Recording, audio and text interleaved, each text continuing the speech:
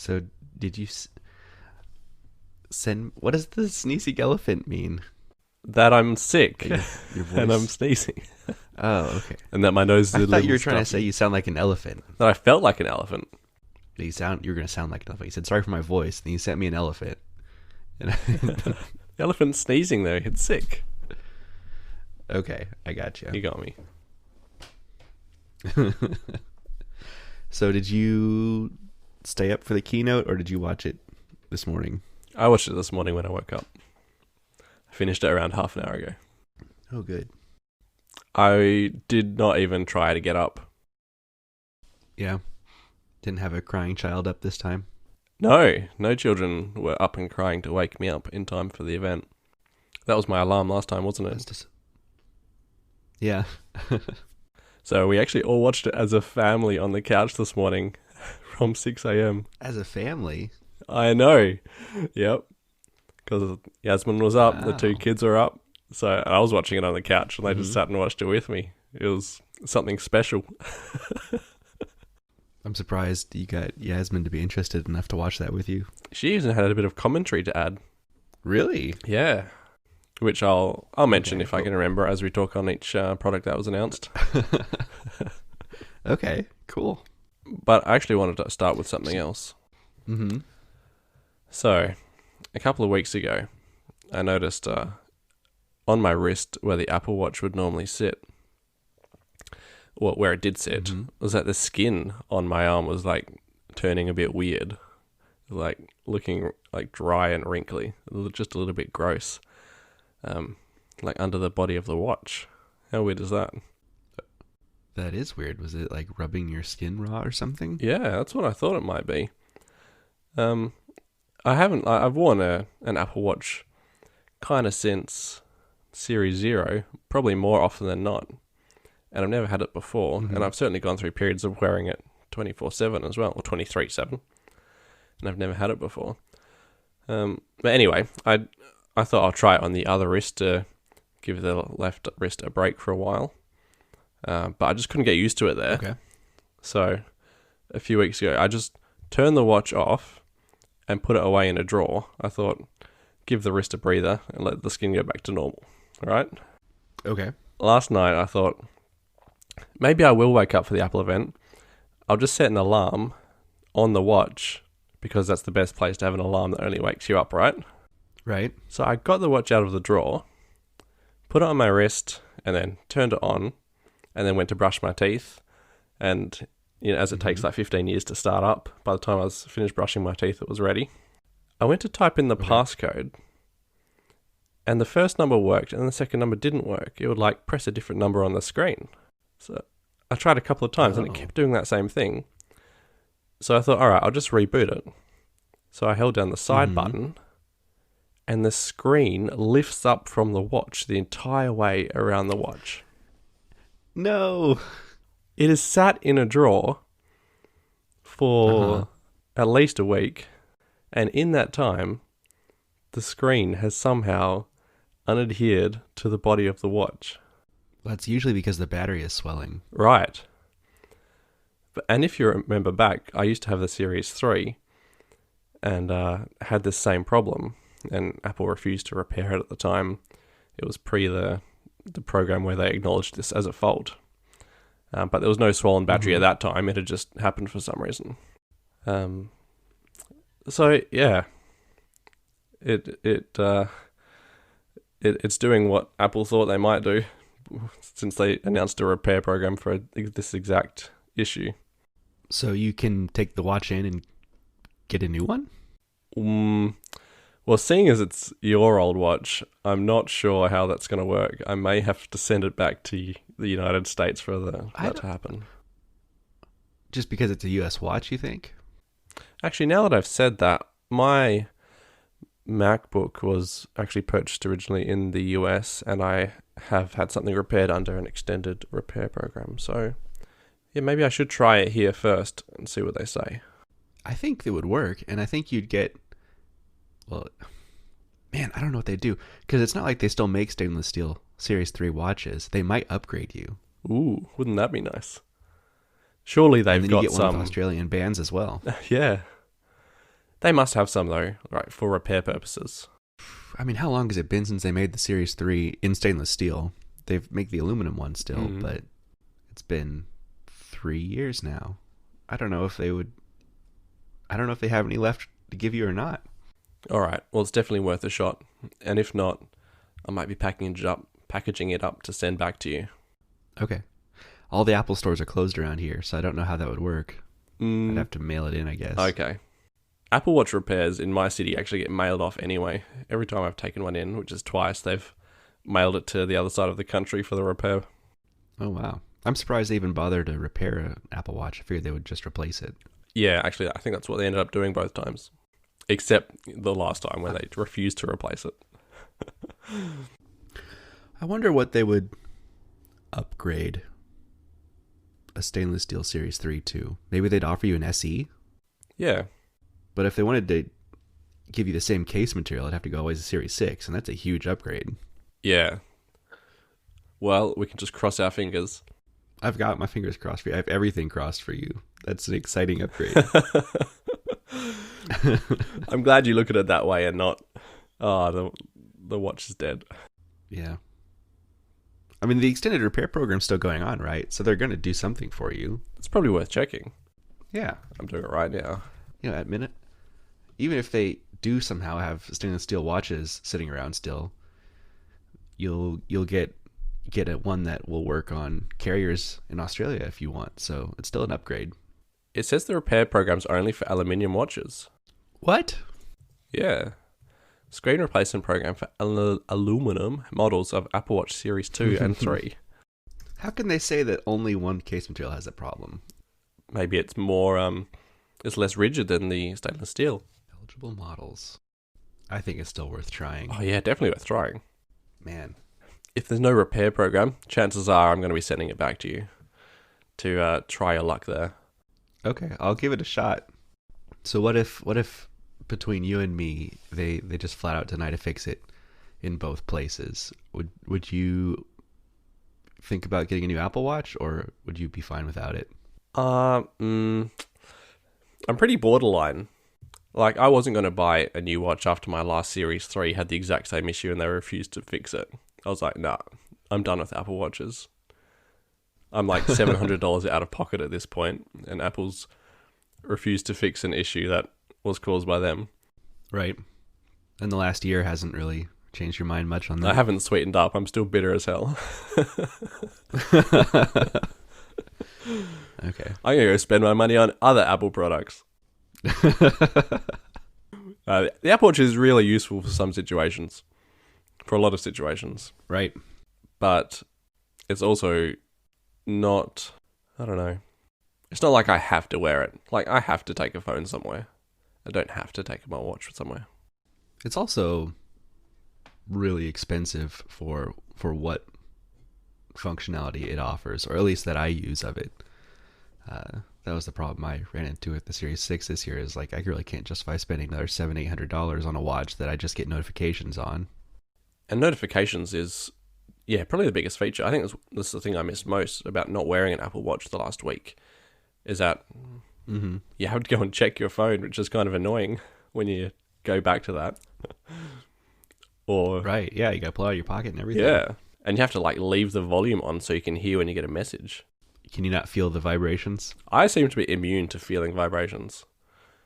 I don't think I've ever had a phone that I've actually felt the vibrations on. Even like 3GS and 4, which like would buzz themselves off a table in 2 seconds. Right. Maybe I should try it though. I've got no vibrations turned on recent iPhones at all, so I haven't even tried. Yeah, I didn't have a problem with it in the past, but it's been so many years that I've had it off now because I just rely on my watch to notify me. I'm also wireless charging, so I'm not sure if that's going to buzz it off the charger. Although, if I had an iPhone 12, problem solved. Ooh, there you go. You just need a new watch and a new phone. No, the new phone is solving both problems. Ah, okay. I've only got so much budget to budget on new tech. Are you saying that because you are considering spending some budget on a non-watch, like a phone or something? Absolutely. Oh, okay. I thought you might be content with your 10R. I'm very happy with the 10R, but the new design of the iPhone 12 is goddamn good looking. All right, that's a high level of praise. I think it deserves it. Although that sort of attitude was absolutely criticized to hell by Billy Goat AI on Reddit with 1,000 upvotes. The upgrade culture is unethical and toxic. And he specifically quotes someone as an insane and unfathomable attitude or opinion. I have an iPhone 11 Pro and I'm upgrading to the 12 basically for the flat edges alone. And then all caps, why?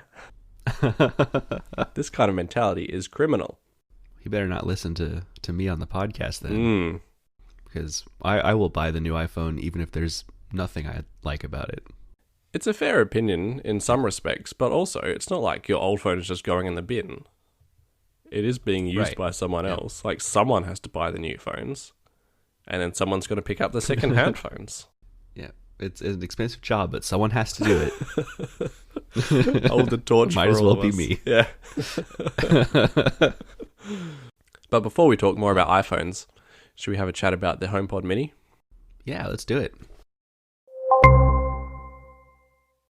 Good morning. Good morning.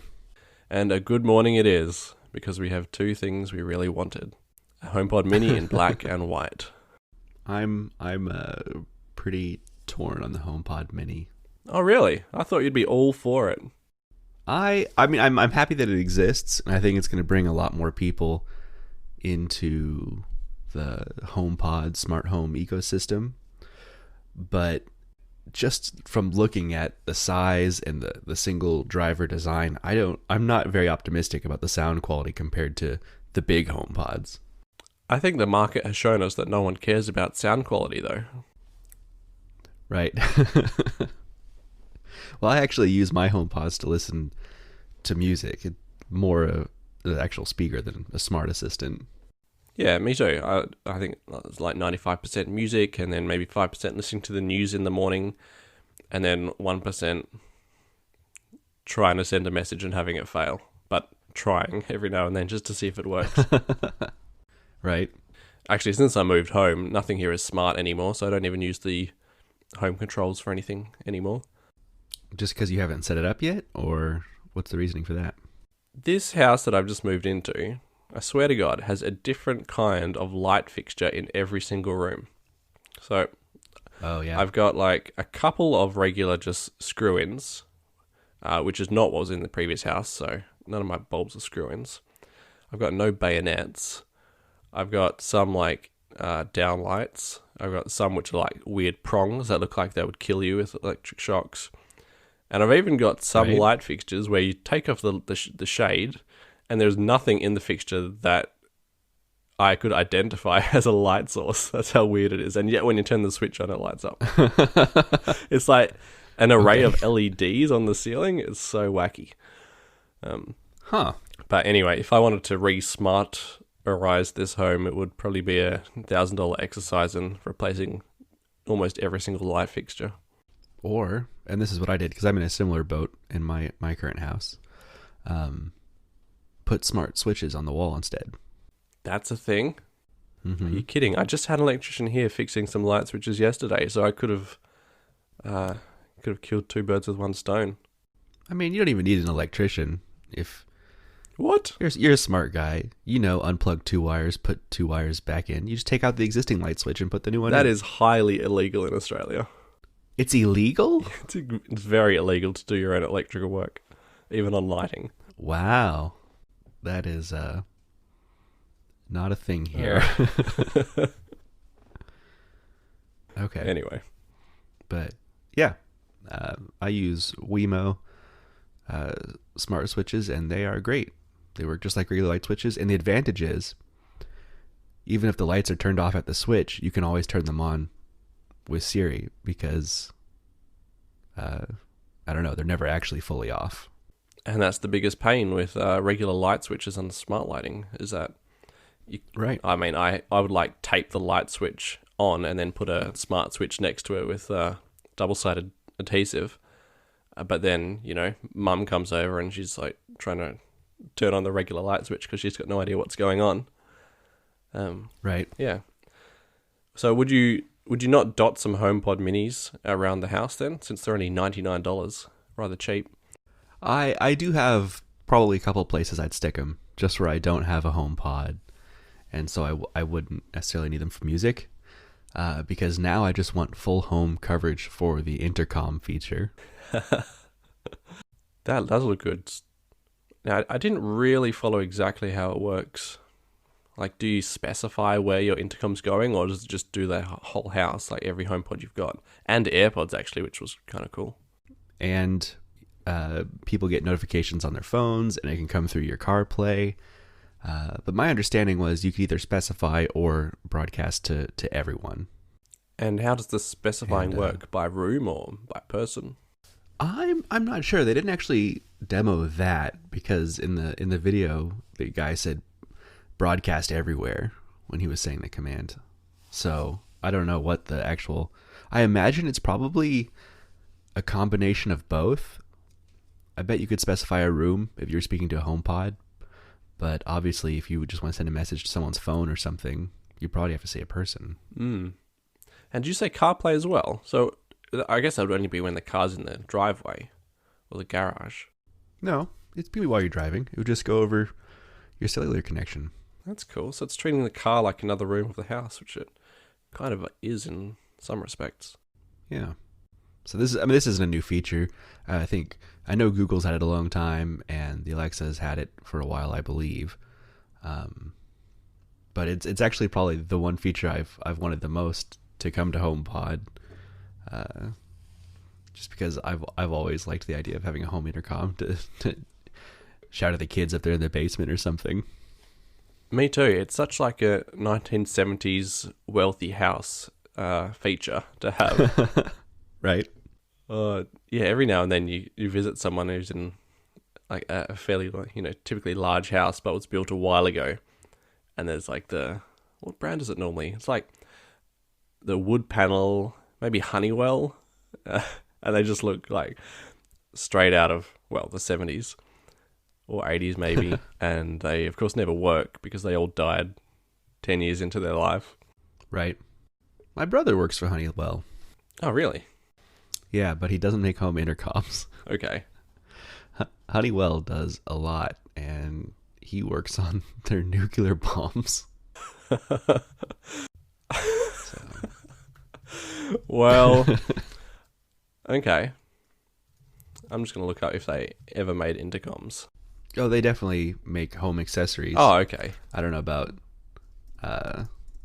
home intercoms specifically, but I know they make thermostats and stuff. They do. They make intercoms as well. Okay. Can't find any examples specifically from the 1970s, though. I lived in a house that was even older than that had intercoms. Like, it was built in the house itself was built in the early 1900s. I don't know when the intercoms were added. Mm-hmm. Probably not in the early 1900s. Possibly not. But they definitely did not work either. One thing I'm most interested in the HomePod Mini is this addition of the U1 chip.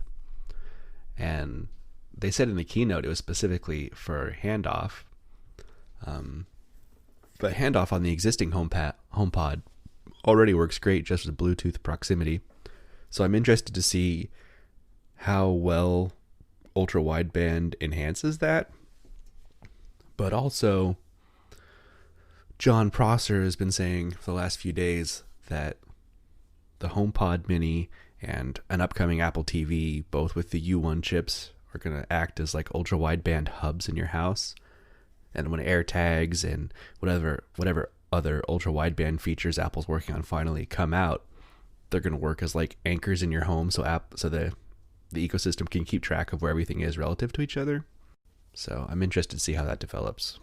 There has got to be something big in store for ultra wideband, right? Because Apple is just like chucking it in everything. Chuck it in the HomePod, chuck it in the iPhones, chuck it in the iPad. The watch.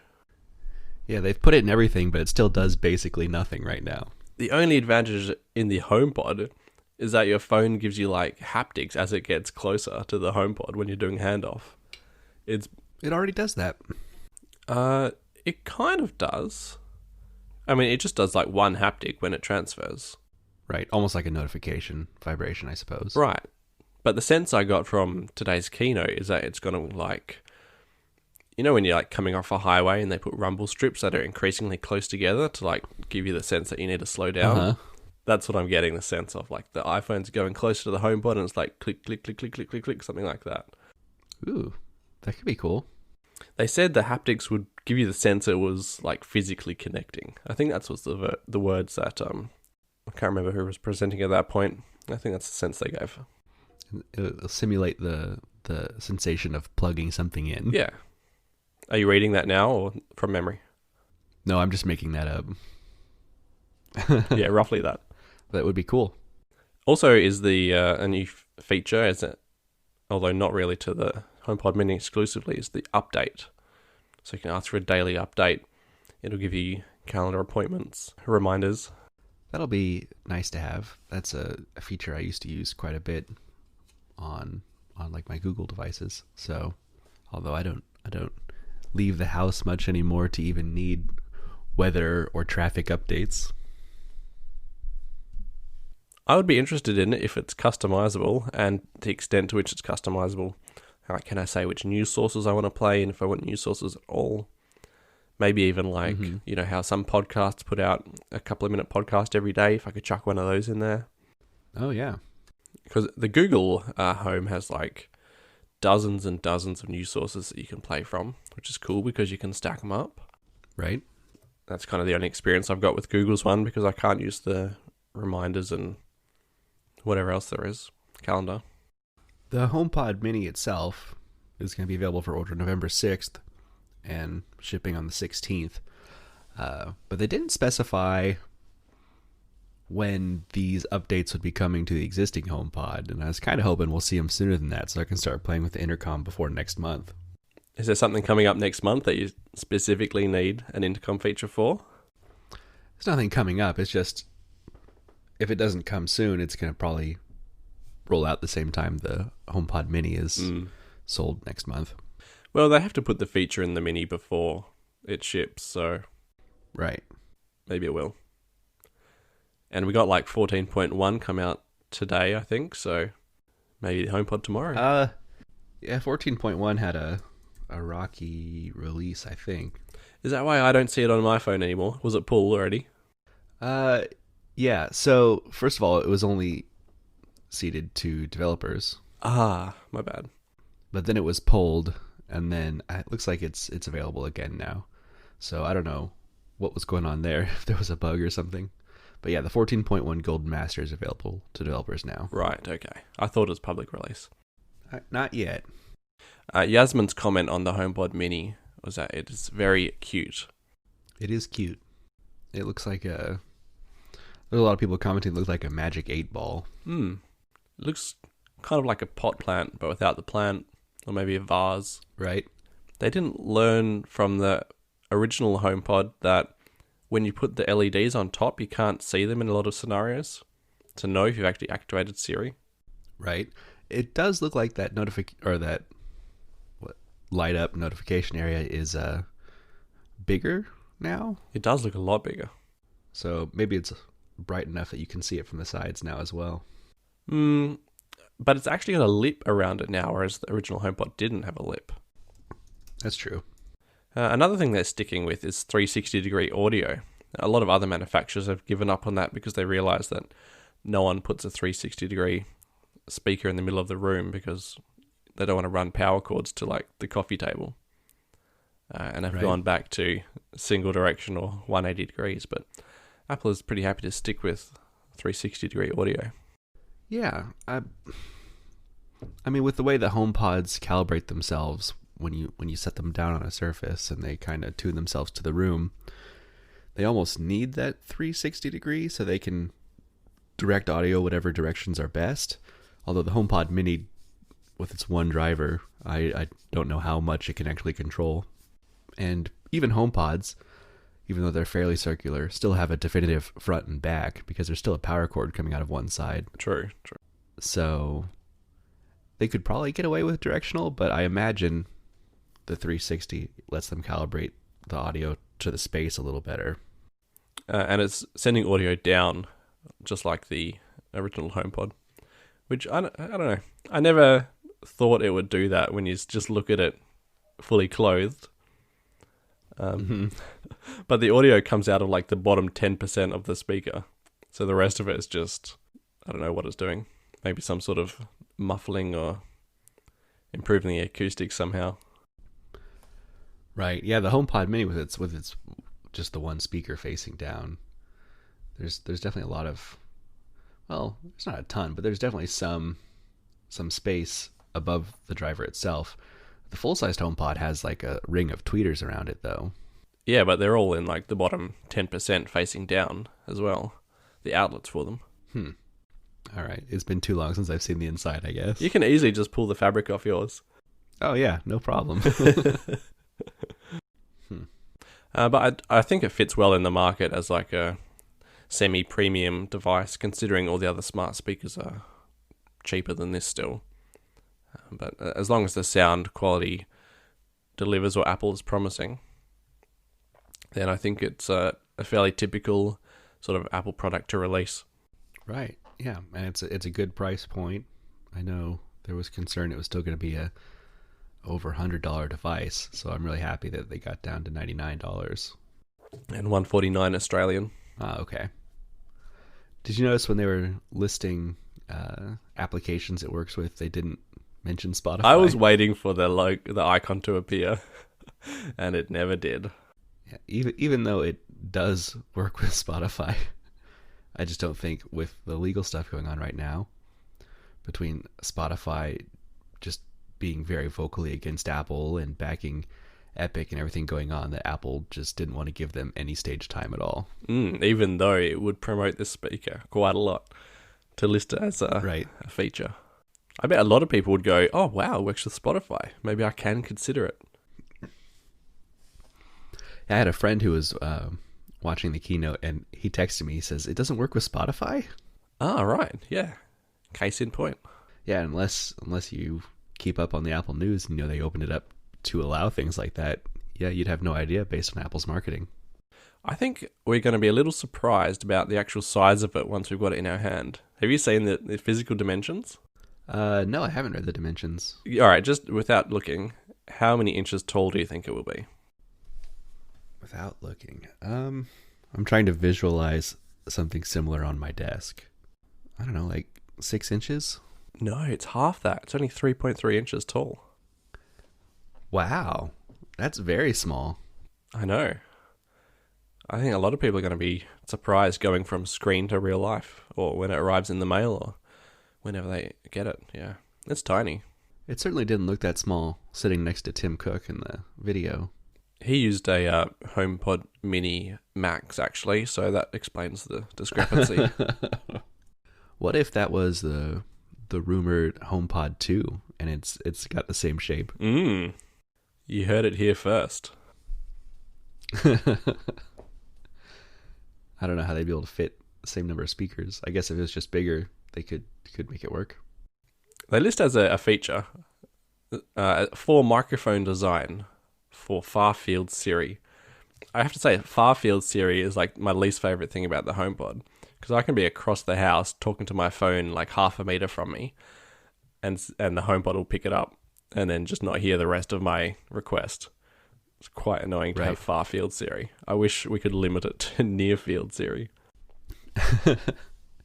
That's definitely a problem I've had. It seems like because Siri's supposed to be pretty good about detecting whatever device is closest to you and responding on that one. But the microphones on the HomePods are so sensitive that they overpower everything else. And so even when I'm in the other room, like I'm in the bathroom and I've got my phone and I'm getting out of the shower or something, I want to send a message. If I try to say, yo Siri, send a message, even though I'm in the closed bathroom with my phone and maybe the shower's on, the HomePod in my bedroom will start listening, and then I don't know if it's working or not. Exactly, yeah. It definitely does not work as it should. Right. And that's got to be an easy fix. Like the iPhone hears my voice at X decibels and the HomePod hears it at at like 10% of that, like it's fairly obvious I'm talking to the phone. Right. Yeah, you'd think that's how it works already, but I don't know. Not from my experience. Maybe it's a clarity thing. Like my phone is in the bathroom with me with the shower on, so the phone can't hear me very well, but somehow like the vibrations through the walls of the HomePod can hear me better. It's somehow tapped into the electrical cabling, and it's just like listening for any sort of frequencies on that as well. I don't know. I might put one of these in a bathroom so that I don't have to worry about that problem anymore. Yeah, I've got a UE roll in the bathroom at the moment, which is pretty annoying. So I think me too. Bathroom seems a prime spot for it. Yeah. So my only problem is right now I've got a Google Nest hub in the bathroom, and I kind of like being able to ask it to pull up like a perimeter security camera, especially if I'm expecting someone and I'm trying to rush to get ready, and so I like be able to watch and see if they pull up while I'm brushing my teeth or something. Mm. Does that have a camera on it as well? No camera. Okay. It's just a screen. I'd be fairly uncomfortable showering otherwise. Oh, that would be a selling point for me. What? Moving on. Just before we move on, I was expecting like HomePod, AirTags, iPhone. But we've gone yet another event with no AirTags. What's it been? 5 years now that we've been expecting AirTags in a September, October event. The product that never came. You haven't been keeping up with the rumors if you're still expecting AirTags. No, enlighten me. We heard about a week ago they got pushed out to March next year. Oh, the rumor mill. You have to love it. The problem with AirTags, they're catching fire, is maybe that's it. But it relies on Apple's Find My network of everyone's phones pinging off of each other and other devices and sending that all back. But if no one is out and about right now, that network is not going to work very well. And so I don't think that they want to put these new AirTags out in the wild and people try to use them and they just don't work because no one's out with their phones. Okay. Yeah, I didn't consider that. Maybe they could do a test market then in Western Australia. Yeah. Is everything back to normal out there? Yeah. Nice. I think I gloat about that on just about every show, don't I? Sorry. It feels like it. Sorry. That's okay. That's a good point, though, that the network doesn't exist to really market it properly. Right. Even though we did get air power today. Which we'll get to that. As close as we're going to get. So the iPhone 12's come out in and I like how they called it an all-new design. It is the iPhone 5 design come back with new internals, a new camera, new screen. But I'm going to continue calling it the iPhone 5 design because that's what it is. But I love it because that's probably one of my favorite iPhone designs. Like kind of introduced with the 4 with like the square edges, rounded corners. Mm-hmm. But then the 4 was actually like, it was like a sandwich kind of when you held it. And then the 5 came out and it was like a real refinement of a very similar sort of style, although also completely different in some aspects as well. And now we've got the final form of that design, and I think it looks really, really good. I'm excited for phones to be able to stand up on their own again. That is probably not on the top of my list for things I look for, but Do you remember when the 4 and 5 were new? There was a camera app that let you take panoramic photos by setting the phone down on a table, and it vibrated the phone a specific way that it actually rotated itself on the table while it was standing. I do remember that. We can do that all over again. I'm hoping, yeah, these aren't too big and top heavy, that could still be a thing, because that'd be really fun. We've got a lot more precise controls now with the Taptic engine as well. So the depth of it is 7.4 millimeters, and that's for all the phones. So the Pro Max, Pro, and which we'll get to, and the 12, they're all 7.4 millimeters. The iPhone 5 depth, let's just have a quick look. 7.6 millimeters. So it's actually going to be thinner than the iPhone 5. Well, that's fairly incredible, isn't it? Because the iPhone 5 just felt so nice in your hand because it was so thin and light. Yeah, still the lightest iPhone they ever made. It almost felt like a toy in your hand. It was so light. But it also felt durable because of that. Right. And it was mostly metal. Yeah. The iPhone 12 is actually twice the weight of the iPhone 5. So it's going to feel different. The base model iPhones got a big bump this year with the same display technology as the Pros now. Yep. Full OLED instead of LCD, or as they call, Super Retina XDR. That's right. No more complaining about 720p phones. And this new ceramic shield glass they're putting on their phones sounds pretty interesting to me. I'm excited to see some people do durability tests on these. 4 times more durable in a drop test, according to Apple's tests. I wonder how that translates to scratch resistance, though.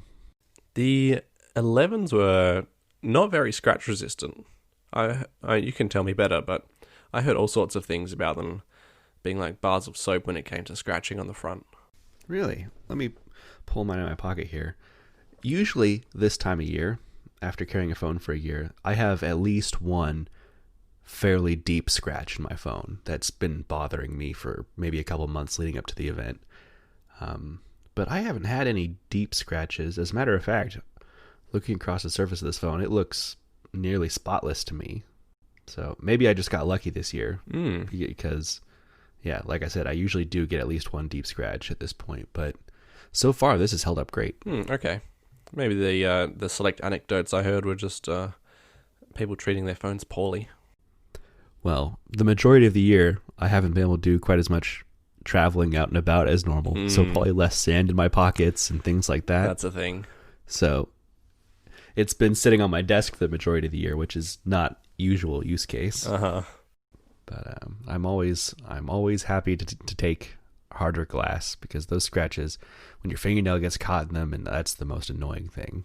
Yeah. As soon as you can feel it, it's no good. Yeah. Now all the phones got 5G and millimeter wave in the US. And select markets overseas, or something to that effect. And to augment that, they got the smart data mode to intelligently toggle between LTE and 5G depending on your use case. Now, I don't follow other 5G phones close enough to know if that's like a thing that they all do, or if that's something new that Apple's done, but it sounds like exactly what you want. Like you get the battery life of 4G all the time, unless you're actually pushing for that extra speed. If that's not what everyone's doing, it sounds kind of like low-hanging fruit. And I haven't heard anything specifically about whether other phone manufacturers are doing this or not, but it would seem like, at least early on, they weren't, because there was lots of complaints about 5G draining your battery. And it instantly kicks into 5G. It's not like, it does like a 10-second kick over. Right. So I imagine this is still mostly future-proofing technology. I don't think even with a 12 Pro that I'll use 5G maybe more than once or twice for the year I have it, just because coverage is so sparse right now. And certainly millimeter wave seems very select. I mean, Apple's marketing was that this is going to be useful in high-density urban areas and sports stadiums. Right. Which I don't live in any of the big cities that Verizon was advertising having millimeter wave in. And I don't know what their sub 6 gigahertz coverage looks like, because it sounded like they announced they were rolling out some nationwide coverage today. So I don't know what that will entail. Yeah, so what did you think about Hans from Verizon on stage with Tim? Very, very weird. The whole 5G aspect of this phone was their marketing around it felt really weird. The amount of times they brought up 5G and said essentially the same things just over and over again, that your phone service is going to be faster. And yeah, they brought up Hans from Verizon and had him talk about it, and all for a feature that most people aren't going to be able to take advantage of when they get the phone. I I I don't understand the logic behind that, except they needed some selling point for the phone, and that's what they chose to latch onto. That's exactly it, I think. They needed some headlining feature for all the news articles that were going out.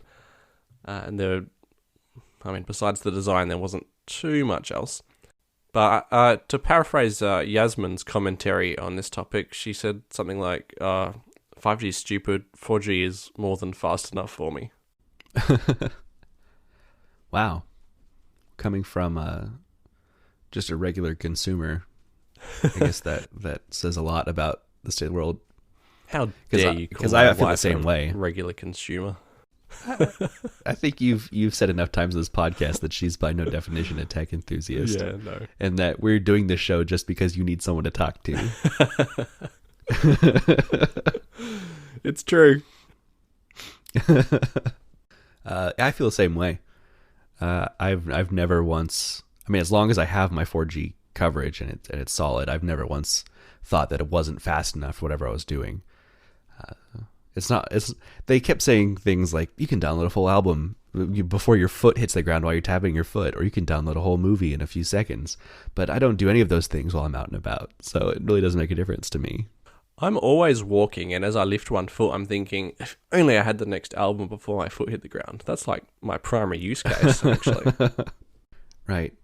Yeah, Apple's in the same boat as everyone else.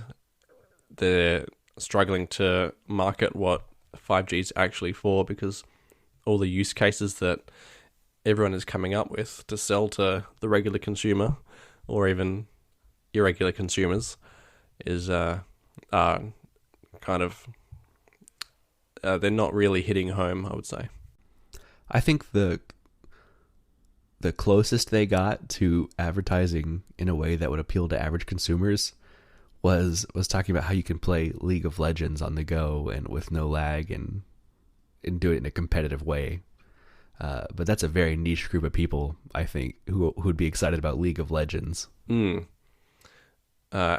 a really funny thread on the subreddit. Let me just quickly pull it up.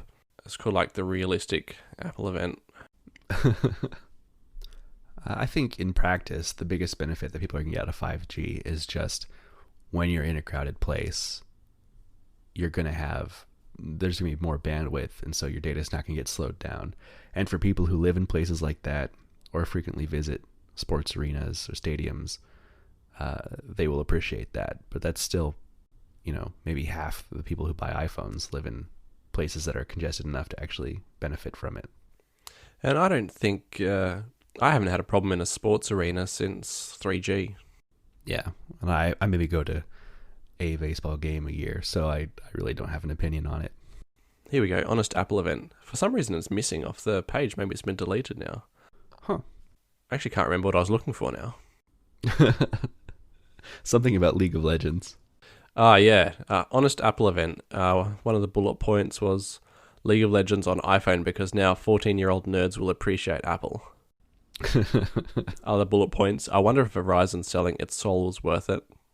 It feels more like Apple sold their soul and like sold time on the stage at the Steve Jobs Theater to Verizon to advertise their 5G network. That's crazy. And on that topic, if you want an unlocked iPhone, you actually have to pay more. Has that been a thing in the United States prior to this phone? No, they've always been priced the same. This is specifically just the 12 and 12 mini. The 12 Pro phones aren't priced differently. And it's not even all phones. So Verizon and AT&T iPhone 12 models are $30 cheaper than the T-Mobile Sprint and Unlocked variants, which aren't even variants because they're all unlocked technically. But carriers like Verizon and I'm not sure about AT&T have an activation fee associated that is $30.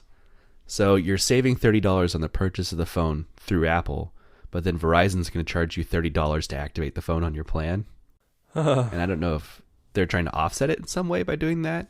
It's weird. Yeah, they've never done anything like this before. That just hurts my head thinking about it. All right. Yeah. Well, let's let them do them. I think the most exciting part of the new iPhones for me is the return of MagSafe. Okay. I'm excited about the chargers in general. First of all, the new MagSafe charger that Apple is going to be selling alongside the iPhone 12 enables 15-watt wireless charging. Mm-hmm. And that seems to be the only way to do it, because using a standard Qi charger is still capped at 7.5 watts. I don't know exactly what about MagSafe enables that, except they can ensure the alignment's perfect, so you're going to get the full 15 watts. But I'm also excited about just the line of accessories we're going to see in the future, like the car mount and magnetic cases, and I'm happy they were able to solve for that wallet issue we were talking about in the last episode with Renee. It seems like they've got some way to shield your credit cards from being damaged by the magnets. So yeah, I think this unlocks a whole new wave of devices or accessories for the devices. Specifically on the wallet that you attach to the back of the phone, like the card holder. Now, do you have to take that off if you want to charge your phone then? It looked like the case you could charge through, but the wallet you couldn't. That's an interesting scenario, but I guess a lot of people still charge with the cable, so they wouldn't really care about that. But I couldn't see myself attaching anything to the back of the phone to put my Apple Card in. But imagine, I guess there's nothing special that the magnets enable that you couldn't have already done with the standard case. But think if someone made like a magnetic, like QWERTY keyboard accessory that you could attach to your phone and have a keyboard again. Magnets can do all sorts of interesting things, as we've seen with the iPad. So yeah, I guess it's cool that we've got some on the iPhone now as well. Now there's one little product that got like half a second of screen time. The AirVent iPhone holder with the magnets built in. Right. Because I very much dislike using my current AirVent holder, because you have to like use two hands and kind of pull out one side and squeeze it, and then it's just, I don't know. It's a good product, but it's also quite annoying to use. So to just be able to like just whack it on. I didn't even see if it came with a cable, so it would Qi charge as the phone was there on the AirVent, but that would be the icing on the cake. I'm sure someone will make a device that can do that. They also showed off just very briefly, the MagSafe, the Duo charger that let you charge your phone and your Apple Watch at the same time. And I don't know when that's coming out, because it didn't show up on Apple's website after the event like everything else. So it seems like it's maybe down the road or the next AirPower. Oh yeah, didn't you hear about the news? They actually have already cancelled that product because it caught fire shortly after they were finished recording. Okay. That's believable now. Yeah, called AirPower 2 in some of the unreleased marketing material. And as expected this year, no earpods or wall plug included in the box with any of their phones. Yeah. See, that part was definitely expected. And I'm happy with that, because I could go back many, many iPhone boxes now and find the unused earpods still just sitting there wrapped up. So, yeah, get rid of them. Yeah, get rid of the plug too, because everyone has a plug at this point. But yeah, that's okay. I think you're gonna say it. Yeah. But why the fuck would you put a USB-C to Lightning cable in the box? Right after saying everyone already has these wall plugs, they changed the cable. This is the biggest bullshit that's ever come out of an iPhone. The realist in me would say, well, obviously nearly no one has USB-C wall plugs. So what are they thinking? Right. And then majority of people don't even have a laptop with USB-C on it. Right. If there's like 1% of me that sympathizes with Apple, they're thinking like, in 3 years, everyone is going to have USB-C chargers, so these cables make sense like in the future. And in that way, we're saving the environment. But in 2020, and maybe even like 2022, is completely illogical. Right. In the same way that the majority of people already have wall plugs, I think the majority of people also have Lightning to USB cables to go with them. So even if you can't use the new cable, you probably already have a way to charge your phone. and people have been complaining since the iPhone 7 came out that Apple was shipping computers with all USB-C ports and still had USB-A on the end of the charger. So it makes sense that they would have moved to USB-C at some point. It's just between switching to USB-C and also not including the charger in the box is a bad time to do both at the same time. Maybe 2% of me would sympathize with Apple then with that point on what computers they sell. But right. The regular USB to Lightning cables that they've shipped, you said, you could use the one that you got with your previous iPhone. Well, those cables last like 2 weeks and then they're frayed and then they don't work anymore. I used to be the person that said that those cables lasted for years and I never had any problems, but as soon as I got a wife and kids, they last like 2 seconds and then they're basically useless. What did they do to your cables? I don't know. I really don't know. I definitely have Lightning cables that are 5+ years old that I'm still using. That used to be me. But then you've got like kids, don't you? You just don't let them touch I just don't let them touch my Lightning cables. Yeah, well, I don't either, so I just don't get it. Anyway, I've moved on to Qi charging, so that problem's behind me. Right. Yeah, I've got majority of Qi charging as well. All of my Lightning cables now are devoted to charging my trackpad and keyboard. Yeah. Yep. If Joe Bloggs walks in to buy an iPhone, it's like the genius or the salesperson has got to kind of explain what's going on. Like, oh, by the way, you're buying this phone for $2,000 Australian, $1,000 American, something like that. And the cable that's in the box will plug into the phone, but do you have the USB-C blah, blah, blah for the other end? And the person's probably going to say no, and they're going to say, oh, actually then you need to buy this $30 thing to go with your $10,000 phone. That's not a cool experience at all. Right. And I wonder, I don't know where the average consumer is now at the point of USB-C. Like, if someone walked in a store and bought a phone and they said, oh, do you have a wall brick to charge your phone? I think most people would just say yes. And you say, well, this uses USB-C. Do you have that?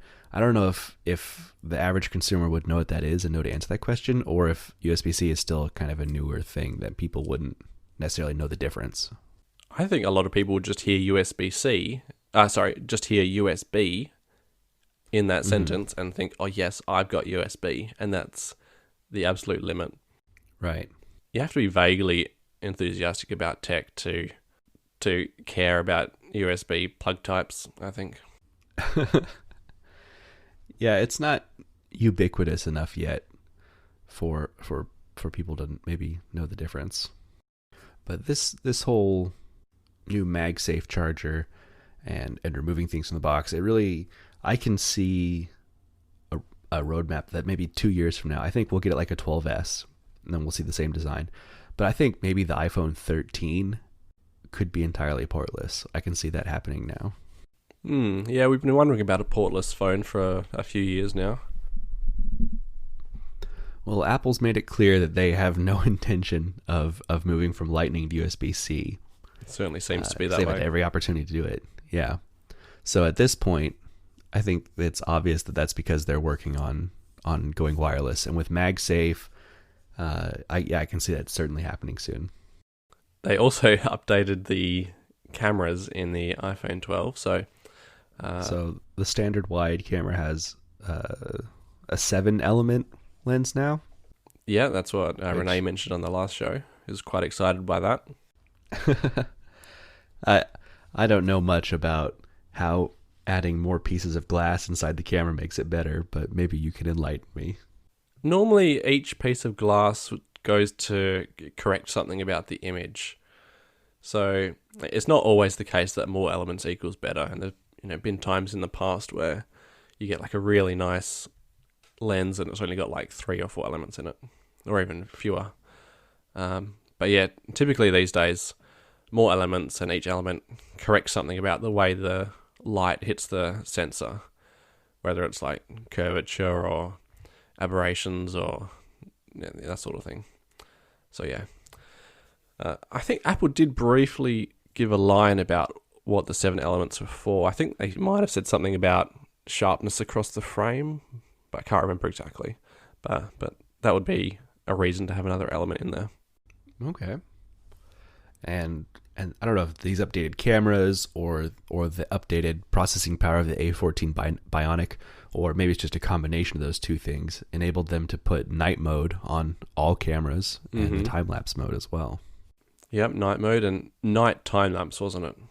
Yeah, which looked pretty good in the couple video demonstrations they showed off. Yeah, it did. I do remember doing trying to do a time-lapse on an iPhone 10 once as it was getting dark, and it very quickly went to pot. It was quite bad. So yeah, that'll be cool to have. I've used it once in 4 years or 5 years since time-lapse existed, but I'm sure some people will use it.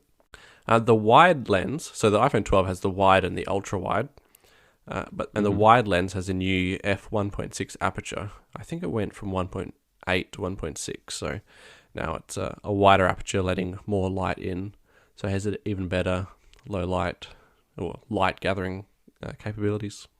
And 2.4. And did the ultra wide get a bump as well? No, I think it was already 2.4. Right, that sounded right. Yeah, I was just looking at it. Yeah, 2.4. It's got OIS, image stabilization like before. And Smart HDR3 is also a feature that's coming, which looked really good in demonstration. So I've always been a critic of the HDR feature in iPhones. Like when it very first came out, like thinking back to maybe the 5S, is that when it started? It had trouble capturing 3 frames of the exact same moment, so sometimes you'd end up with like motion artifacts. But that got better after a few years, and then when the 10S series of phone came out, they weren't combining the images in like a pleasing way, really. To my eye, it was very like low contrast and kind of ugly colors.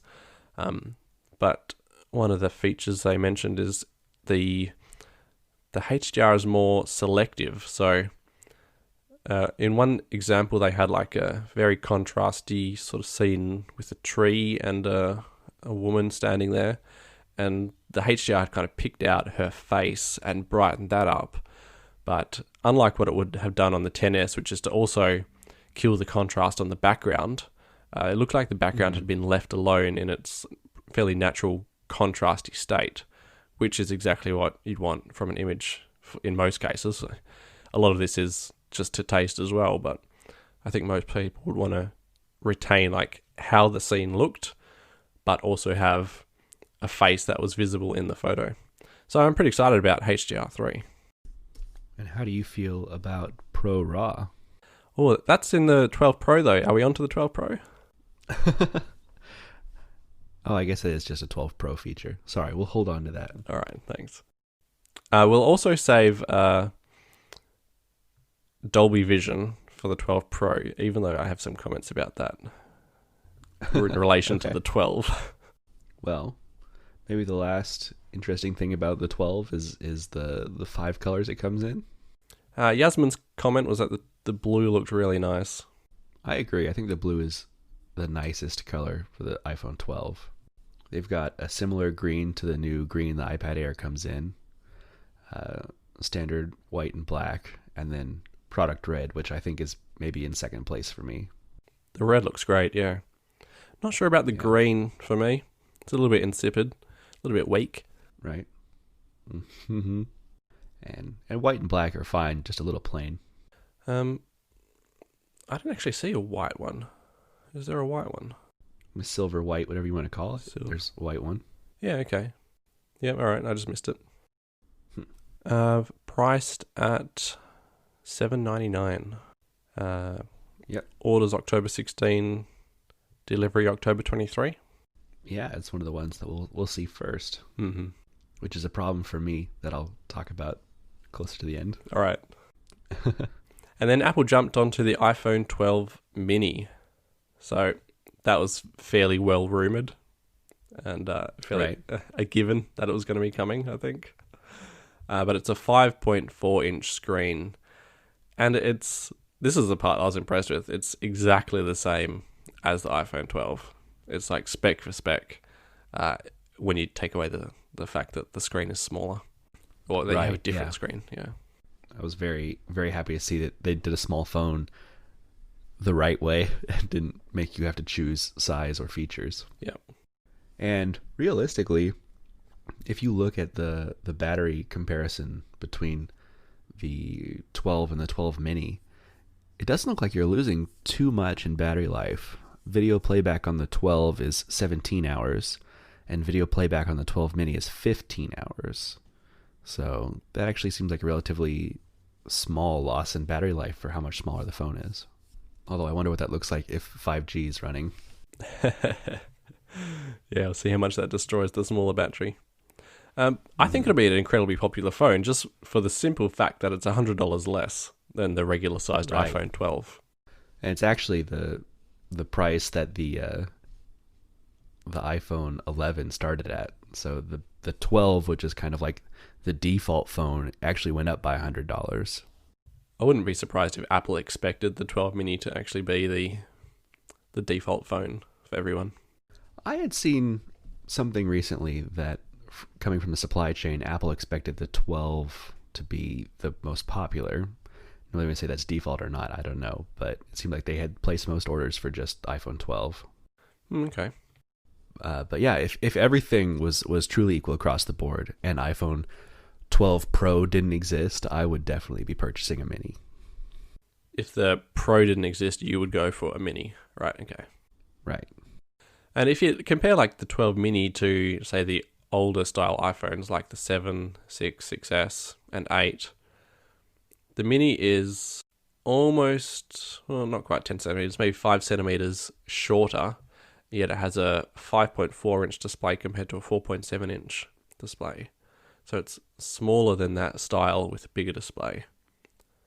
Yeah, it's a killer form factor, especially with the new iPhone 5 style. Sounds like an oxymoron, the new iPhone 5 style. I wish they would have made iPhone 12 Pro Mini.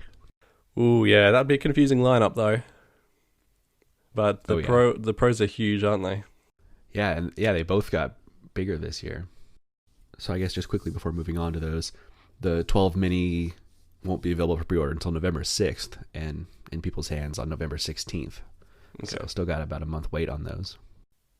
Yeah, which also adds to your comment that the standard 12 was the default phone. So then we got the 12 Pro, which is basically a 12, is my take. Yeah, basically a 12 if you put a LiDAR sensor on the back and call it a day. So let's pretend that no one cares about LiDAR. What else are you getting? Well, you're getting stainless steel instead of aluminum. Mm-hmm. Does look really nice, at least in their videos. Yeah, it does. And then really the only other things you're getting is apparently some really impressive camera technology. Yeah. Between Pro RAW and the new Dolby Vision recording. So here's the thing. That seemed... Okay, what? So they presented Dolby Vision, HDR video recording, and they presented it as a iPhone 12 Pro feature. And they very specifically, I think maybe cleverly and maybe a little bit underhandedly, always said it was Dolby Vision HDR 4K 60. Mm-hmm. And I think most people would come away from the presentation thinking that Dolby Vision HDR video recording was a pro feature, right? Well, it's not, because it's also on the iPhone 12, and the only thing that the 12 has, the only thing that the 12 Pro has is the 60 FPS. The non-Pro has everything except only at 30 FPS. And what reason would that be? And what reason? Exactly. CPU, the frames per second, would not be limited by any change in the actual camera. Exactly. Or the lens. Just a selling point, I suppose. Exactly.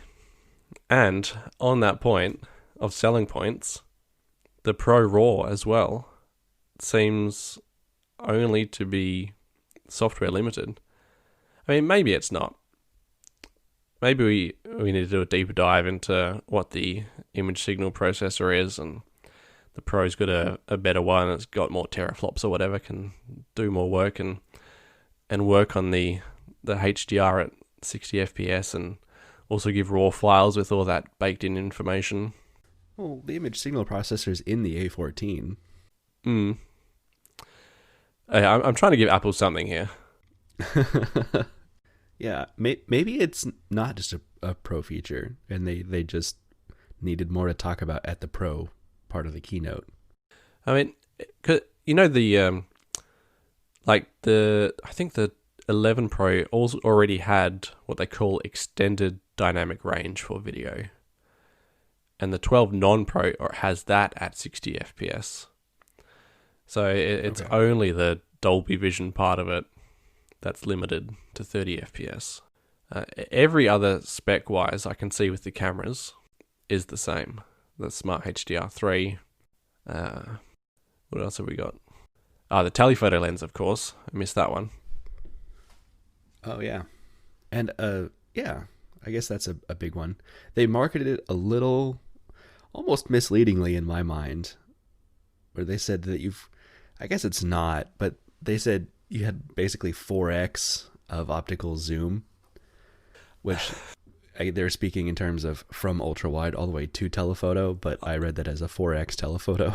I was similarly confused when they started that segment. What I was thinking in my mind was that somehow they've actually put a physical zoom onto the telephoto lens of this camera, and then after 10 seconds it became clear that they're just talking about the different lenses on the camera. So yeah, right, a little bit of double speak there. If you need 512 gigabytes on a phone, you have to get a Pro. That's fair, I think. Yeah, but yeah, I don't think there actually is much more you get with a Pro this year as compared to last year when the screen technology was so different. That was one of the biggest selling points. And there's actually one physical feature which reads like a typo, but the iPhone 12 Pro regular size has a telephoto with an f2 aperture, which is the same as the 11 Pro. And the Pro Max has a telephoto with an f2.2 aperture, so a smaller and worse aperture on the Pro Max phone. Really, it's worse. It's worse. So the zoom is 2.5x instead of 2x on the Pro Max. Oh, you're right. You get a little bit tighter zoom on the telephoto lens, but you're losing quality for that? Is that's got to be the reason then, yeah. Yeah, they did explain that, didn't they? It was what do they say, something like a 65mm equivalent instead of a 50 on the Pro Max. Yeah, well, as a result, they've ended up with a smaller aperture, so less light can get in. Well, that's too bad. Yeah. I mean, a lot of people don't know that when they're using the telephoto in low light, they're a lot of the time actually just using the wide that's been cropped because it can generate a better image that way. Yeah, when the 7 came out and we just had the introduction to telephoto, the telephoto lens, to my completely amateur eyes, was noticeably worse than the standard wide when I was taking photos. And as time went by, it got better to the point where I couldn't tell the difference between a telephoto and a wide angle photo. But when ultra wide came out, I started feeling the same way, where the ultra wide pictures, at least this year, did not look as good as the telephoto and wide angle ones. And it's just like slightly blurrier, I guess. I don't even know how to describe it. I'm not a photo guy at all. But to the point where I actually avoid taking ultra wide photos if the situation allows it. Really? Okay. Yeah. So I was hoping that they were able to improve ultra wide this year in a similar way to the way they've been able to improve telephoto over the years, and hopefully not making telephoto worse, because that would be very disappointing to me. The ultra wide has the worst aperture of all the cameras still. Okay. At 2.4, so it's even worse than the telephoto on the Pro Max. So that would explain. There's probably like more, like a higher ISO's used, so there's more noise reduction going on when you're taking photos with the ultra wide, and that leads to just gross looking photos when you've got noise reduction. Okay. Like I know when I first got my 11 Pro and I was taking a couple pictures inside to test them out, if I took a photo on my standard wide angle lens, Like you could really make out the texture in my carpet in my house. But when I switched to ultra wide, you really couldn't make out like the individual carpet fibers anymore in the photo. Sounds exactly like noise reduction going on. Okay. Which is part of the reason that I'm quite excited about Apple's Pro Raw feature. Yeah, this is a very clever way to get the best of both worlds in terms of Apple's post-production, but also still full control if you want it.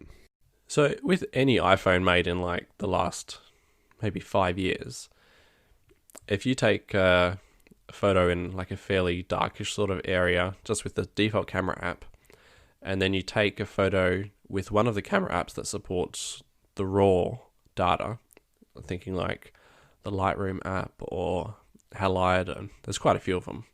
Mm-hmm.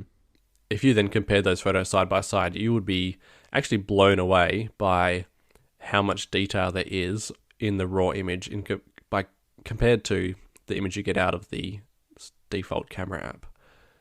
Because the default camera app does so much noise reduction. It's very adverse to showing noise on an image, which normally takes the form of something similar to like grain in an old photo. Like if you look at an old black and white photo and it's really grainy, noise often presents like that, but not just like, imagine the grain can also be different colors. So it tends to look ugly if it's not in black and white, especially. Mm-hmm. Apple seems really adverse to noise.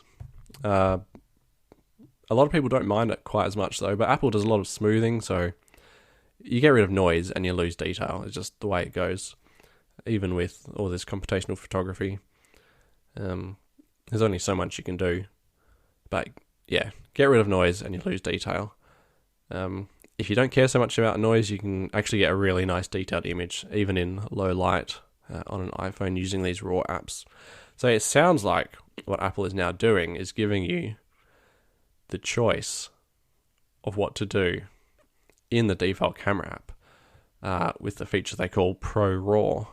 When they first started talking about pro features in the camera app, I thought they were going to say like, oh, now you can choose the ISO and the shutter speed, and that would have been nice. But instead, they're doing kind of an Apple-y thing in that they're still choosing everything for you and making it like super easy just to take the photo. But they're not now doing all that automatic processing. They're not baking in the white balance and the noise reduction and the sharpening and all the regular post-processing steps that would go into creating like a good-looking final image. They're not doing that for you. So anyone who's like even vaguely interested in messing around with what the final image looks like, it looks like they're going to have the choice of doing it themselves. Yeah, it's not something that I know anything about, but it's something that I'll enjoy playing with a bit, and maybe it'll be an educational experience for me, and I'll start fine-tuning all my photos. It's not coming to the 12, though, so I was a little bit disappointed to see that, but, I mean, there's Pro in the name of the 12 Pro, so I guess if you're a pro and you want pro features, you got to buy the phone with Pro in the name, even though it seems to be more of a software limitation than a hardware one, but I could be proven wrong on that. iPhone's starting to feel a bit like the Apple Watch in that you just pay more progressively for different case materials and less for what's inside. Could be. I mean, as smartphones evolve and just become, peak smartphone, I guess it's just bound to happen. Right. While we're on the camera, only the 12 Pro Max is getting the sensor shift optical image stabilization. The 12 Pro is getting dual optical image stabilization, and the 12 gets optical image stabilization. So only the wide on the 12 and not the ultra wide will be stabilized. And then I guess wide and tele on the Pro, and then wide, tele, and sensor on the Pro Max. So that was pretty cool to see, because on Pro cameras it's typically called something like IBIS, or in-body image stabilization. So stabilization could exist in the sensor or in the lens, and in the Pro Max it's going to be in both. And they said 2-second exposures handheld would be acceptable with all this stabilization, which is pretty insane. You can take some photos in pretty dark scenarios with 2-second exposures. And this seems to be, as far as I was able to catch, the only real feature difference between the Pro and the Pro Max is the sensor shift stabilization and the bumped telephoto zoom. Yeah, that's about it. And the screen being bigger, and the battery. Right. Yeah, just besides size, I should say. Extend that down to the 12 and say that there's really not too much different from the 12 to the 12 Pro to the 12 Max. It's a very tightly grouped set of phones. Oh, yeah. So just like the iPhone 12, the 12 Pro is available the 16th. And the Pro Max won't be available for order until November 6th. And this is where I start to have a hard time. I can't figure out which phone I want this year. And I'm curious if you have a thought, since it sounds like you're interested in purchasing one. Do you have one you're leaning towards? It's a really tough decision. Like all my previous reasons to buy a phone has been the camera. Right. Now, I'm not much of a photo taker with phones anymore, because I typically do have like a big camera with me. But it's the video features actually that are driving me to consider a purchase.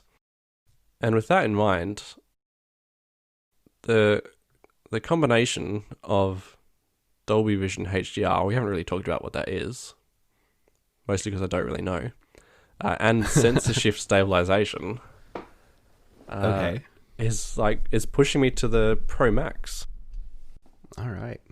That's where I initially started as well. Just because just like when the iPhone 6 came out, and you could get the standard 6 or the 6 Plus, and the only difference was the 6 Plus had OIS and the 6 didn't. I couldn't live with buying an iPhone 6 and thinking, oh, I could have got one with better features. And so I bought the 6 Plus.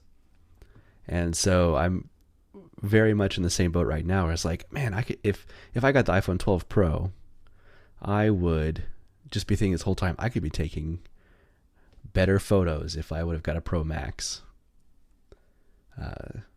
But I'm not a photo guy at all. And I think the photos my iPhone 11 takes already are great. And so I'm not sure if I'd notice the difference enough to justify carrying a big phone, which I really don't want to do. I don't think we mentioned the size, but it's a monster, isn't it? It's the biggest phone they've ever made, 6.7-inch display. Right. And you especially are a fan of small phones, right? I know, yeah. I am a huge fan. So for them to be tempting you into a Pro Max, that's a pretty big change. Although it's not anything compared to carrying an iPad around with you all the time. One of my friends reminded me of that the other week. Like, remember how you didn't have a phone and you just carried an iPad around with you? Oh, those are the days. You can go back to those days by buying a Pro Max. Yeah, I'd have to actually take a bag to carry it with me because it's not going to fit in my pockets. No, it's not that big. So it's 160 millimeters tall, 6.3 inches tall. Still only 7.4 millimeters deep, which it's going to feel really nice. And 226 grams, which is about 8 ounces. What is the depth of the iPad Pros these days? 5.9 millimeters, so it's a little bit thicker than the iPad Pro. Mm-hmm. The last time I got a big phone, I had the XS Max. And I specifically returned it to get a regular XS, or I sold it and then purchased a regular XS. Mm-hmm. Because I liked the size of my 10 so much that I wanted to go back to that. The 10 is a brilliant size. Even next to the 10R, which I've got now, the 10 is just a way better size. Right, and the 12 Pro is closer to the 10R size. It's got the same screen size. Mm. So I'm getting a bigger phone either way this year, which I'm not excited about. So I don't know if I want the small bump or I want to just go all in and get the big one. Go all in, go crazy. I mean, you're not carrying it around anywhere anyway. That's true, but here's the biggest thing between the screen sizes, because you're right, I'm not carrying it too much. I really like being able to do things on my phone one-handed, like sending a text message one-handed, and that's going to be basically impossible on the big phone. It's going to be a two-handed device at all times. Yep. And I'm not sure I'm ready to make that trade-off. But this is coming from the guy who's been sitting here drooling over Surface Duos for the last few months, and this is nothing compared to the size of those. So I don't know why I have anything to complain about. Yeah. I am thinking, and the timeline is just a little off.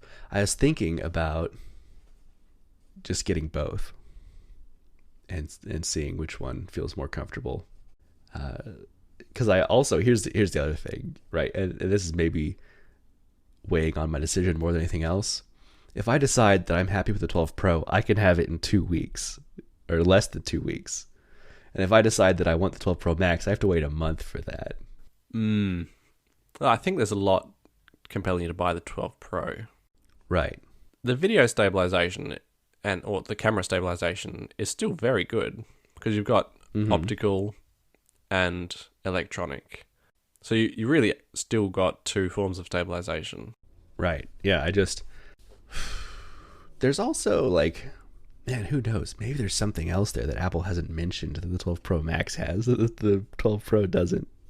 You do get the operating system features that of the big phones, which I kind of liked having, and I wish that they would add to the smaller phones as well. What, like landscape on certain apps that didn't have it before? Yeah, it gives you like a 2-column, kind of like an iPad view, right? Where if you're like looking at text messages, you can see your list of messages and a conversation at the same time. Yeah, you won't miss that. No, I mean, I haven't missed it. I haven't had it since the iPhone 7 Pro or 7 Plus. Yeah. Look, if you get the Pro Max, you actually get a worse telephoto lens. How about that? See, that's helping, because I thought that I was going to get a better one if it had a better optical zoom. But if it's not going to take as good photos, then that extra 0.5x isn't really going to be worth it, I guess. No. And if you go back and look at like the demo videos for the iPhone 11's video, you'll just see how good it is already. Here's the last thing, I guess. I really want a blue iPhone this year. Ooh, okay. I've never gotten a new color on the first generation. I didn't get a gold 5S. I didn't get a rose gold 6S. I didn't get like a jet black 7. I always got whatever color was the most common, because I do my orders like right at midnight, which isn't midnight anymore. But I wanted to guarantee I got it on launch day, and I thought if I chose the new color, I'm less likely, because that's going to be the one that everyone buys. Yeah. And blue is definitely going to be that this year. But I really want a blue phone. And I feel like if I'm going to get a blue phone, I'm more likely to be able to get it in Pro Max, because less people are going to be buying Pro Max in general. That's for certain. Right. But if you're right there, the second that orders are available and you get in your 12 Pro blue order, I think there's a fairly good chance you'll get the color. Maybe. Usually I would probably be optimistic enough to feel that way, because I've never had a problem getting a phone on launch day in the past, or any device from Apple. I'm always right there with the button. But the Series 6 Apple Watch, I was right there when it went live on the store, and it was already weeks out. And so I feel like Apple's supply chain is, just so far behind because of everything going on, and they might not have the same stock of phones that they usually have. And that might not be guaranteed this year in the same way it has been in the past. I think they care a little bit more about iPhones than Apple Watches, so I don't think it'll be quite so limited. But yeah, you could be right that this year is going to be different from previous years. So I was thinking that I would just buy the Pro when it goes live for order on Friday, and then use it for a couple weeks, and then the Pro Max will be available for order. I can order that. And I really wanted a chance to like hold them both and compare using them, but the timeline is just offset enough that I can't do that without going outside the 2-week return window of the 12 Pro. I think you should buy the 12 Pro, and then in the 2 weeks that you've got it, there are going to be so many reviews of how good the in-body sensor stabilization is to really make a good call if it's worth having like the penalty of the massive phone size for the next 12 months. Yeah. This is less about the devices and more of a just a me thing, I guess. But you've sat here for the last couple months and heard me complain about being bored of the iPhone and wanting a change. And part of me is also thinking, if I get the big iPhone this year, that's at least a big change from the form factor I'm used to. So that might be something to be excited about as well. Mm. And I might not like it, but at least it's something different. Oh, that just sounds awful. You might not like it, but at least it's something different. Man, that just goes back to that topic I brought up, that, what was it? Upgrade culture is unethical and toxic. Oh, yeah, I exemplify that. Oh. So, I don't know. I think actually saying everything out loud and hearing your opinions on it, I think I am going to go for the standard 12 Pro, though, because I really do like my smaller phones, and the Max is just a little too big for me. Yep. But it sounds like you're going to be leaning towards the Max. Is that a purchase you're actually going to make? Well, it's only been like 2 hours since I finished the keynote, and like the second I finished it, I was like, oh, the Mini, yep, 100% the Mini. That's a perfect size phone. I love small phones. Yeah. And then like half an hour later, I was like, in-body stabilization, Dolby HDR. Still haven't really worked out what that is, but it sounds really good. Yeah,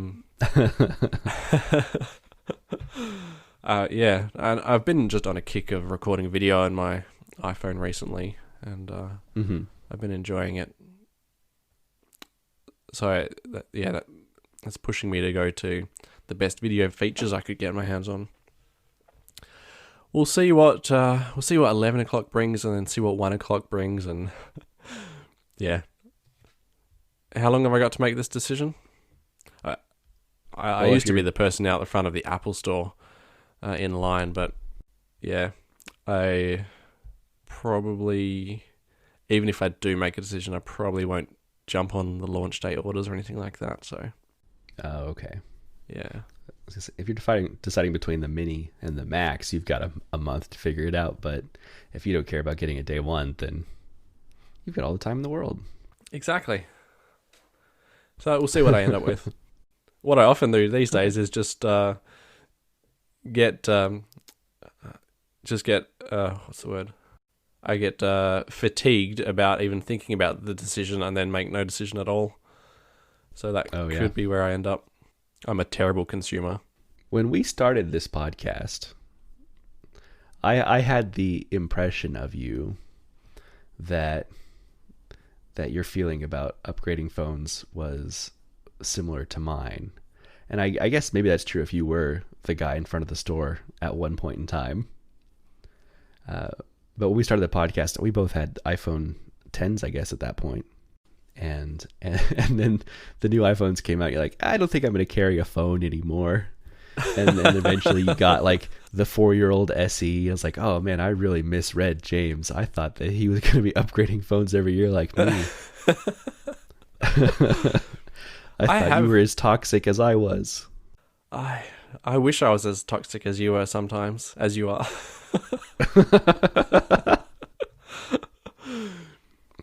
Up until that point, I was like a day one iPhone buyer.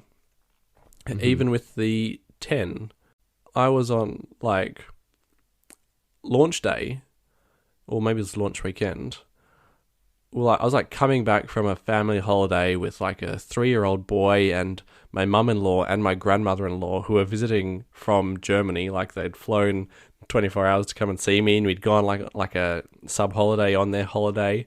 And I was like, sorry guys, but the new iPhone 10 is out and I just need to go to the Apple store. So they're exhausted after a holiday, and we've just done like a 3-hour drive, and I'm like, all right, we're going to the Apple store. Sorry, everyone can sit in the car while I go and buy an iPhone 10. But wait, whose 3-year-old did you have with you?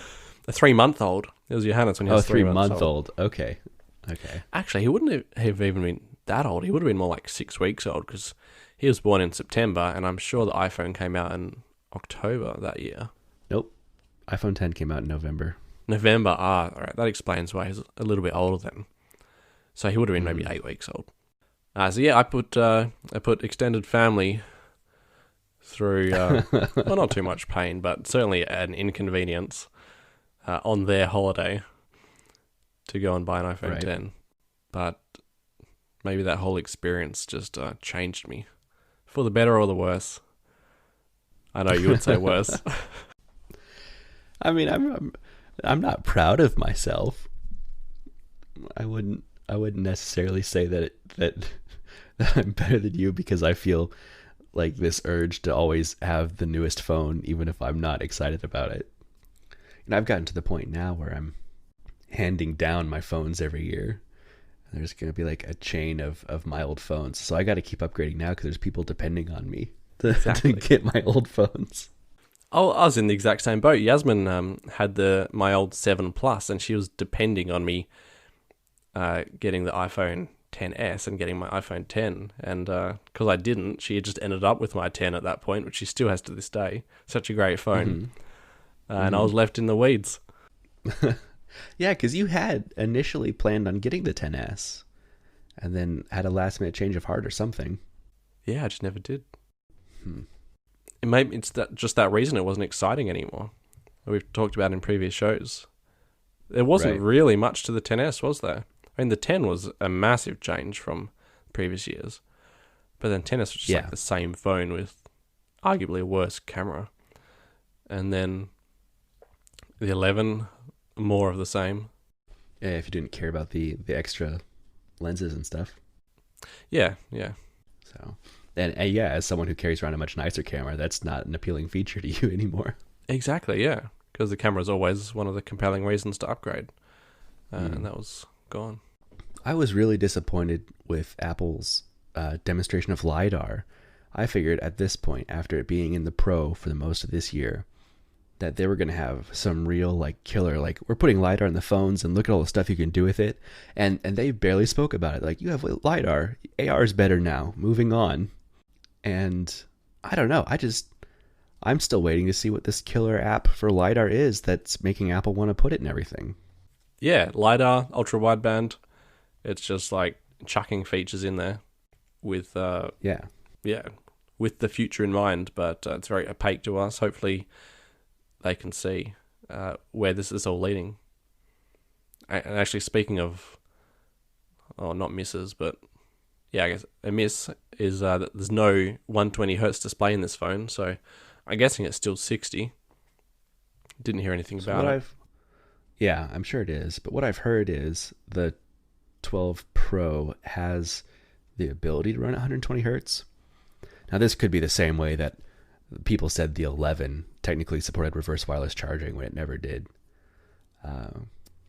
But the rumor mill has been saying that the 12 Pro can do 120 hertz, but it was between 120 hertz or 5G, and Apple couldn't take the battery hit by doing both this year. And they chose 5G because it's easier to market. That's, I don't know, easy to market. Yeah, maybe it is, but they certainly marketed it fine with the iPads, and everyone could see the difference and enjoyed using high refresh rate or ProMotion on the iPad Pro. Oh, yeah. But yeah. I think that's going to be a 12S feature, though. I guess they got to keep something for the 12S. It's going to be the same form factor. Right. I wonder now how long we're going to have this form factor. I'm going to say 3 years. The iPhone 6 body lasts a lot longer than 3 years. True. But yeah, the 10 design was 3 years. So I don't know how long they're planning on keeping this one around. I don't know what I'd want them to change it to, though. You know, they've just been flipping back and forth between round and square edges for the last 10 years. I guess we go back to round, or they figure out folding phones in the next 3 years. Yeah, maybe a complete revamp altogether. Yeah. Bring back Johnny Ive and I mean, what else? You got square, you've got round, maybe some sort of triangular shape. Pointy-sided iPhone. Yeah. That's very science fiction, isn't it? they kicked Johnny out to dust off his old design book and pull out the iPhone 5 design because they didn't have anyone to come up with anything else. It's roughly what they did. Mm-hmm. Anyway, we're going pretty long. Should we wrap it up there? Okay. There were a couple of topics in there, actually. Apple Arcade is getting... rumor that Apple Arcade is getting, like, what do you call top-tier games? It's AAA. like AAA games. Actually, there are pretty strong rumors about a new Apple TV coming as well, weren't there? Didn't it eventuate? Yeah, new Apple TV.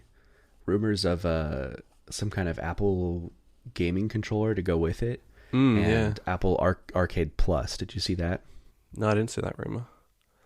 I guess we'll have to wait for the November event. This is like last week. Someone was talking about this Arcade Plus. So it's not exactly clear what it would be on top of the existing Apple Arcade subscription. But it sounded like it's maybe for these AAA quality games that are going to be apparently coming, and it's going to be something where you purchase them, and it's not a subscription. But I don't know. It's not been clear. It's just apparently rumors about Apple Arcade Plus coming. It's exclusively for League of Legends.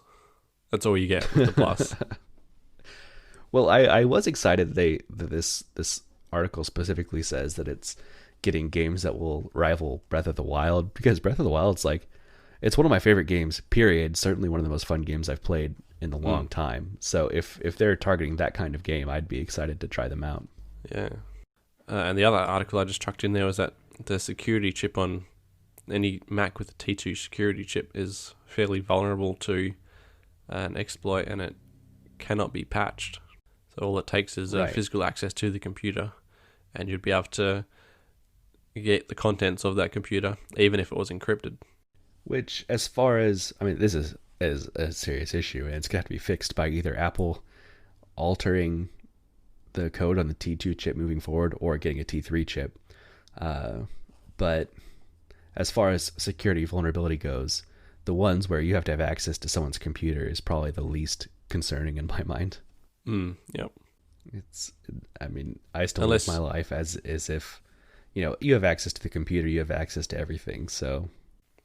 Yeah, but also, if someone stole a computer, and this isn't like a threat I'm actually worried about, but if someone stole your computer, then they could get everything on it.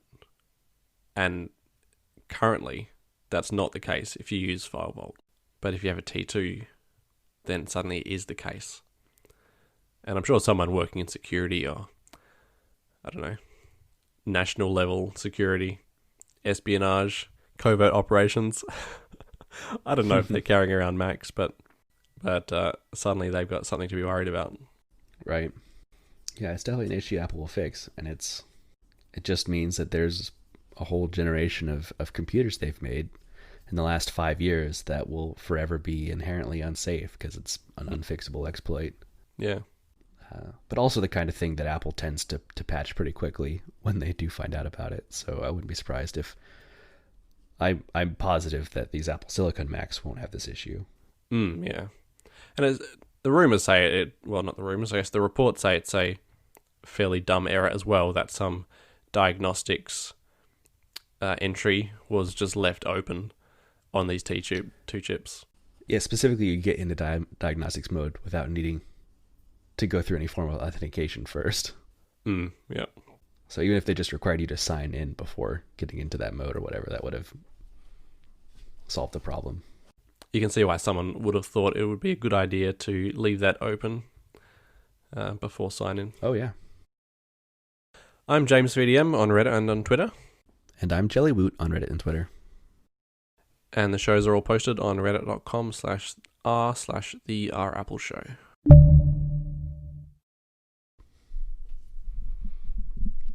All right, that was a lot of talking about the two things they announced today. Yeah, well, I guess iPhone 12 is like, would you say it's bigger than WWDC? Oh yeah. I mean, probably not for me specifically. I'm more excited about what's coming in the operating system updates, but I think in general, consumers would care more about the iPhones. Yeah. In terms of Apple making money, the iPhone is definitely a shitload bigger. Oh yeah. Do you remember when you had to buy iPhone OS updates? I think that predated my ownership of an iPhone because that's a long time ago. Which ones Now that did I you have think to about buy? it, I actually don't think as an iPhone owner you ever had to, but as an iPod Touch owner, you did have to buy your upgrades, and they're like $5. Ah, okay. I certainly And remember buying Mac OS, like maybe oh yeah, Lion. I remember buying Lion. That was the first one I bought through the Mac App Store. Yeah. Was that the $29 one? No, that was Snow Leopard went to $29. Oh no, Lion as well, $29. So, but I think the first 3 versions of iPhone OS, well, I guess 2 then. My upgrade to like 2 and 3, I think I both paid somewhere between $5 and $15 for on my iPods at the time. Huh. There was some sort of technical reason that they charged money, wasn't there? Some accounting or lawful reason. Oh, maybe. I just figured they were trying to make money off of iPod owners because they'd bought the cheaper hardware, and so they were trying to get money back through the software updates instead. Oh yeah, could be. Something we didn't mention about the HomePod Mini. It's interesting to me that it's running on the S5 chip. So the processor from the Apple Watch. Ah, is it? The Apple Watches. Yeah, that's right. Yeah. And I wonder how the performance of the S5 compares to the A8 and the standard HomePod. Yeah. I imagine even still the A8 has to be faster just because of how low power those Apple Watch chips have to be. But I guess you don't need much in a HomePod, and maybe the A8 was overkill, and we'll be seeing watch processors in the HomePod 2 whenever it comes out. Yeah, well, there's not really like a display to drive, is there? Right. As long as they can do whatever audio computation they need to do to calibrate it, which I imagine, well, obviously, the watch chips can do now. So yeah, I guess when the HomePod came out, they didn't really have much else to use because they're on like the S2 at that point, and that was just barely getting usable. Yeah, was that even dual core at that point? I think it might have just gone dual core. Yeah, I think it was dual core. So, but not 64-bit or anything yet.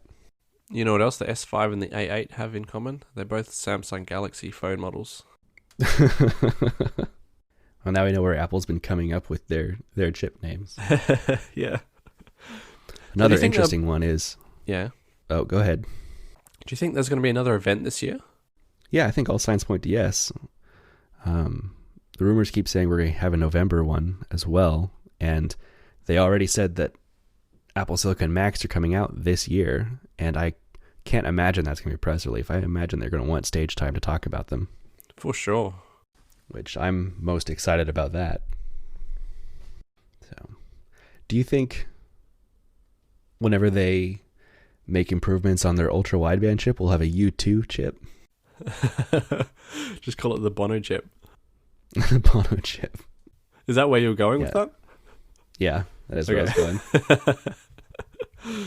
Every device with a U2 chip will come preloaded with the new Songs U2 of album. Innocence.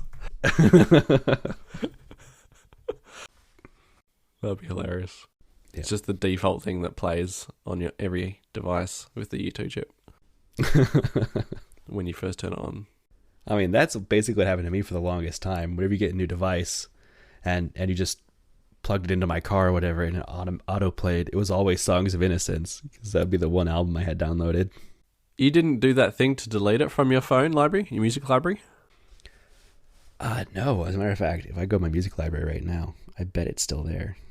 Apple had a support article about how to delete it. Uh-huh. It's itunes.com/SOI-remove. I wonder if it still works. Let me see. Maybe I did do it. No. The site's down.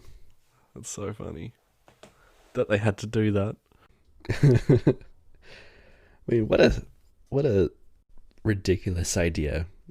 I mean, I guess the concept of we'll give everyone the new U2 album was good. They just shouldn't have auto downloaded it to everyone's phones. It should just give you the option if you wanted to.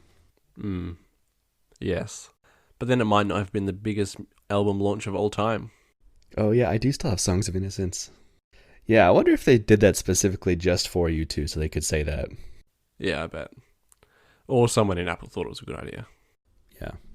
I don't know. They've always had a close relationship with Bono with the Product Red stuff. Yeah. Bono, this is an interesting story, was the first person to get Steve Jobs to admit he named the Lisa computer after his daughter. Oh, really?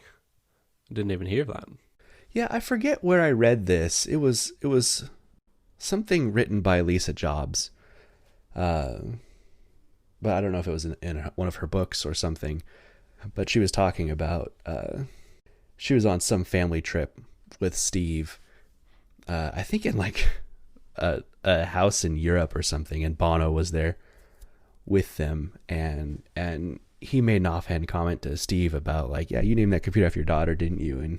And Steve just like casually like, yeah, I did. And he kept going on, and she was floored because even her like asking him, he would never even admit to her that it was named after her.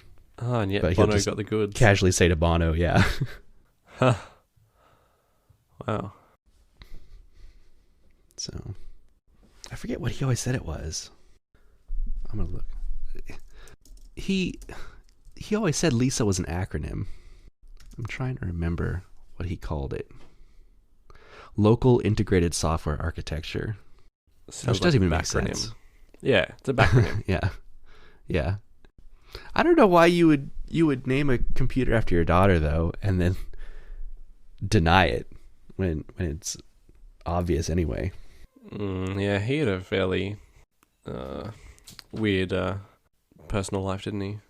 That's putting it lightly. Yeah. Sounds like my kids are home. All right. Well, I'll let you get back to your family. I'll let you get to bed. All right. Or are you going to go in the shower and take videos of yourself with your... I wish. The Nest Hub doesn't have a camera. Oh, that's disappointing.